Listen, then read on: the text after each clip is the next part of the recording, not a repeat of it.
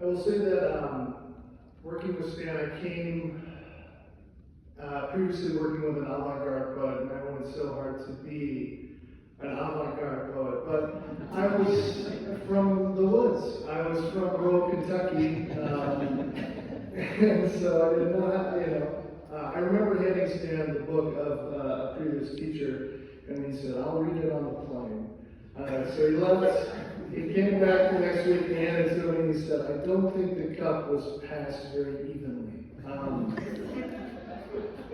But with that said, Stan certainly showed me the way to write the poems I needed to write.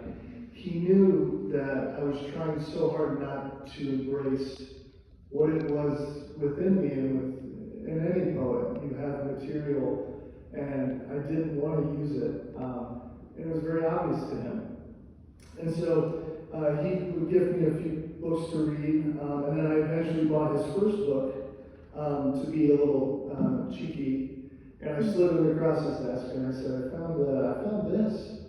I was like, "This is your first book?" And he goes, No, that's not my first book. And he handed me this book, which is Out of the Body Travel. And he said, "This is my first book." And so I held off reading it. I didn't read it initially. And again, I really pushed back against wanting to write poems about farms and my parents. But I was reading this book actually for the first time the night that he passed. And so it ends with a beautiful poem, After Grief, which I'll read. And Stan taught me a lot about how to write the poems I needed to write, about dealing with writing about where you come from and who made you. And so I'm very honored to read this poem tonight. It's called After Grief. After grief. When you woke among them, when you rose, when you got up and they asked you what you were, is it named? And you, in your new clothes, and your face and body lined dry with newspaper. When you climbed out of the coffin and began to walk, alive, like a rainbow, one of them said. Without a word, in this place of skull and femur, stone and the sounds of water, when you walked up to the one talking, his face a face of the moon, and started to speak, he said, "No need, I know who you are."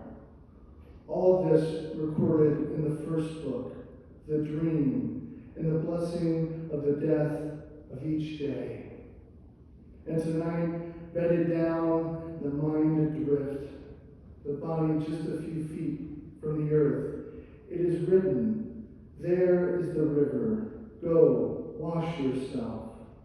And you ask, what is this place? And the one without a face answered, look around you. This is where you are.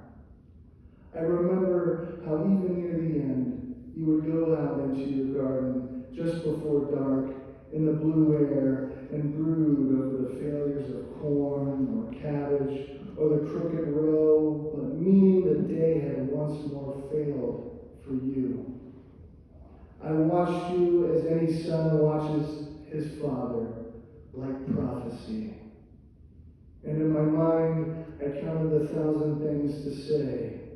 And tonight, again, it is written that the one talking said, Father, forgive everything. Leave these clothes, this body, lie down in the water, be whole.